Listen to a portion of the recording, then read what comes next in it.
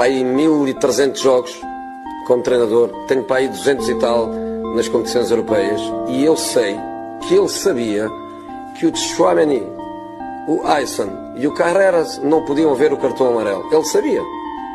E quando o Carreras simula, ele não dá amarelo. E quando o Tchouaméni faz 2 ou 3 ou 4 faltas, não dá amarelo. Ele sabia. Ou seja, ele não ficou contente em jogar só este jogo, ele quis jogar o próximo. E eu disse.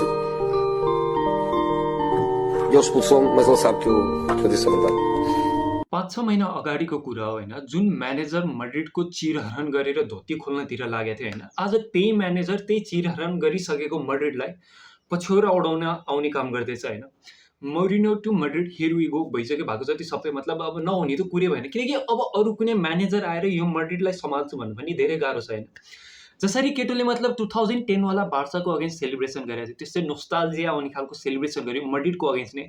भिनीलाई काले भनेन कि मतलब एक त मौरिनीको भएको जति सबै हुन्छ नि, जति जुन रेसिजमवाला चलेको थियो नि त्यो सिजन त्यतिखेर छुट्टिएको थियो होइन। बट मौरिनीको बारेमा सबभन्दा खासियत कुरा के छ भन्दाखेरि केटोले आफ्नो प्लेयरलाई प्रोटेक्ट गर्न, आफ्नो ड्रेसिङ रुमको इन्भाइरोमेन्ट राम्रो बनाउनलाई, चाहे त्यो आफ्नो एक्स क्लब हो, चाहे संसारको सबभन्दा ठुलो जोसुकै होस्, कसैको पनि धोती खोल्नलाई पछि हट्दैन। मौरिनीले पास्टमा पनि यस्तो धेरै कामहरू गरेको छ। सो यो मौरिनीबाट के एक्सपेक्ट गर्ने र मड्रिडमा के चाहिएको छ अहिले, भएको जति सबै कुरा एकदम पर्फेक्टली म्याच गर्छ होइन। जसरी प्लेयरहरूले रेस्लिङ खेलिरहेछन् भित्र होइन, जसरी ड्रेसिङ रुमको इन्भाइरोमेन्ट सकिएको छ होइन। संसारमा धेरै कम म्यानेजर छन् जुनले चाहिँ यो मड्रिडलाई अहिलेको सिनारियोबाट निकाल्न सक्छन्। एन्ड सबभन्दा टप म्यानेजर भनेको मौरिनो नै हो, यसमा कुनै डाउट छैन, हामी सबैलाई थाहा छ। लास्ट टाइम पनि जब 2 सिजन लगालग ट्रफीलेस गएको थियो त्यतिखेर छ होइन, फर्स्ट कल गएको थियो मौरिनोलाई, जसरी केटोले इन्टरसँग ट्रेबल जितेर बसिरहेको थियो होइन। त्यो सिनहरू छुट्टै छ। बट यदि पास्टको टाइम र अहिलेको टाइमलाई सबै कुरा कम्प्यारिजन गर्ने हो भने होइन, कि मौरिनो टु मड्रिड के सक्सेसफुल होला त होइन। एक सबभन्दा फर्स्ट सुरुमा त जब त्यो टाइम थियो, त्यो प्लेयरहरू थियो, मतलब त्यतिखेरको त्यो बेन्जेमा, मतलब मड्रिजहरू थियो, क्रुसहरू थियो, जाबी अलोन्सो थियो होइन, रोनाल्डो थियो, भएको चाहिँ सबै एकदम टप लेभलको प्लेयरहरू थियो। अहिले हेर्ने भने त्यो टिमको कम्पेयरमा अलिक कम नै छ स्टार प्लेयरहरू होइन। बट जुन इगो लेभल बढेर आएको छैन यो बालकहरूमा होइन, त्यो पहिलाको हिसाबमा 10-20 गुणा बढी छ। And Mourinho he is the only guy who can manage all of this player होइन। लास्ट टाइम पनि जब मड्रिडलाई म्यानेज गरेको थियो केटोले 100 पोइन्टवाला हिस्टोरिक सिजन बनाएको थियो होइन, अनि अरू रेकर्ड पनि थियो, मस्ट गोल स्कोर्डहरू थियो होइन, लेस कन्सिडेड, त्यसपछि डिफेन्सिभली त एकदम बबाल बनाउनेवाला छ नै होइन। त्यसपछि केटोको अर्को एउटा रेकर्ड थियो मस्ट अवे विन, मतलब हुन्छ नि केटोले एकदम हुन्छ नि लालिगामा त बुन फाडेर गएको थियो। यदि मड्रिडको म्यानेजरहरूको लिस्टमा हेर्ने भने सेकेन्ड बेस्ट म्यानेजर हुन्छ होइन। मस्ट पोइन्ट पर गेमलाई हेर्ने भने 2.30 कि त्यस्तै कतिको एभरेज छ होइन हरेक गेममा। सो मतलब यदि हेर्ने हो भने इन्डिभिजुअली ठिकठाक गरेको छ, डोमेस्टिकली ठिकठाक गरेको छ। लास्ट टाइम पनि त्यति धेरै केही मतलब एकदम एक्स्ट्राअर्डिनरी केही गरेको थिएन होइन। च्याम्पियन्स लिगमा त्यति राम्रो केही हुन सकेन। 3 वर्षमा 3टा ट्रफी जितेको छ, इन्क्लुडिङ जस्ट 1 ला लिगा, एउटा कोपा देल रे एन्ड एउटा स्पेनिस सुपर कप। त्यति धेरै खतरनाक त केही गरेको होइन। बट अहिलेको सिनारियोमा हेर्ने भने यदि मड्रिडलाई ट्रफी भन्दा पनि बढी जुन ड्रेसिङ रुमको इन्भाइरोमेन्ट बनाउनु पर्ने छ त्यो चाहिएको छ। एन्ड लास्ट टाइम पनि जब मौरिनो आएको थियो केटोले भएको जति सबै ट्रफी जित्नलाई मतलब टिमको इन्भाइरोमेन्ट एउटा टिमलाई हुन्छ नि एउटा फ्लोमा राखिदिएको थियो। जसरी मतलब मौरिनोले छोड्न साथ जसरी एन्सेलोटी आयो एन्ड एन्सेलोटीले च्याम्पियन्स लिग जित्यो, एन्ड त्यसपछि सबलाई थाहा छ मड्रिडले कतिवटा च्याम्पियन्स लिग जित्यो भनेर होइन। सो मतलब हुन्छ नि मड्रिडलाई एउटा फ्लोमा सेट गरिदिने काम मौरिनोले गरेको थियो लास्ट टाइम पनि। एन्ड यो टाइम पनि त्यो जरुरी छ जुन चाहिँ एक्सपेक्ट गर्न सकिन्छ। एन्ड यो सब गराउनको लागि केटो रुलको अगेन्स्ट जानलाई पनि हिचकिचाउँदैन होइन। केटो आफैले भनेको छ if you have a Ferrari and I have a small car to beat you in a race I have to break a wheel or put sugar in your tank. And केटोले गर्छ पनि, केटोले पासमा गरेको पनि छ धेरैचोटि होइन। त्यो रेफ्रीहरूलाई प्रेसर हाल्ने 2005 मा पनि जब बार्सिलोनाको अगेन्स्टमा च्याम्पियन्स लिगमा जितेको थियो होइन, त्यसपछि हुन्छ नि रेफ्रीलाई मतलब के भनेर प्रेसर हालेको थियो, मतलब अलि अक्युज गरेको थियो, बार्साले पे गरे यताउता। त्यस कारणले 2 म्याचको लागि च्याम्पियन्स लिगको लागि ब्यान्ड भएको थियो। एन्ड नेक्स्ट म्याच थियो against Chelsea versus Bayern Munich, quarter फाइनलमा कि सेमी फाइनलमा, त्यस्तै क्वार्टर फाइनलमा इफ आइ एम नट रङ। होममा म्याच थियो एन्ड केटो स्टेडियममा जान त पाएको थियो बट ड्रेसिङ रुमबाट ब्यान्ड थियो। केटो के गर्छ 2 घन्टा अगाडि ड्रेसिङ रुमभित्र छिरेर युएफएको ब्यान्ड हुँदै पनि भित्र नजानको लागि केटो गएर आफ्नो टिमको लागि अभाइलेबल थियो। एज अ म्यानेजर घटिया काम, बट एज अ लिडर केटो आफ्नो टिमको लागि आउँछ। मतलब केटोलाई टिम भनेको मोर देन अ फ्यामिली। केटो आफैले भन्छ I don't manage a footballer, I manage a team, जुन मड्रिडको लागि एकदम आवश्यक छ। अहिले मड्रिडमा जति प्लेयरहरू छ तिनीहरूलाई टिमको मिनिङ थाहा छैन। प्लेयरहरूलाई म्यानेजरलाई भन्दा बढी हुन्छ नि पावर दिएर राखेको छ होइन।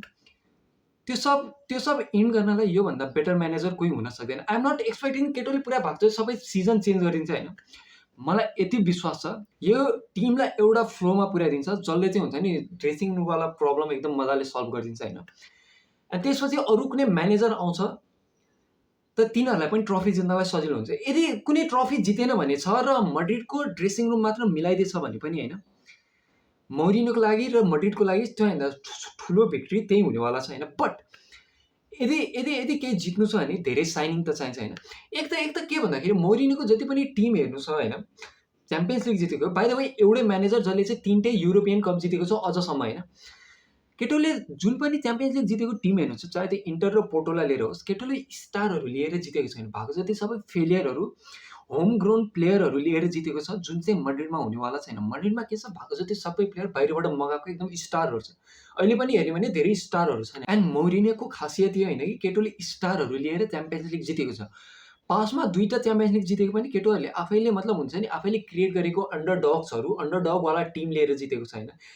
केटोले हरेक आफ्नो टिमको लागि हरेक होस् सिनारियोमाको लागि मतलब प्रिपेयर गरेर राखेको हुन्छ। पोर्टोलाई चाहे होस् जब च्याम्पियन्स लिग राउन्ड अफ 16 को नकआउट मतलब त्यो ड्र आउनेवाला थियो, आफ्नो टिमलाई म्यान्चेस्टर युनाइटेड फेस गर्नको लागि, जतिखेर कि म्यान्चेस्टर युनाइटेड एकदम टप थियो होइन त्यतिखेर होइन, त्यो टिमलाई फेस गर्नको लागि अगाडिदेखि नै प्रिपेयर गरेर राखेको थियो। त्यो त्यसमा कुनै डाउट छैन।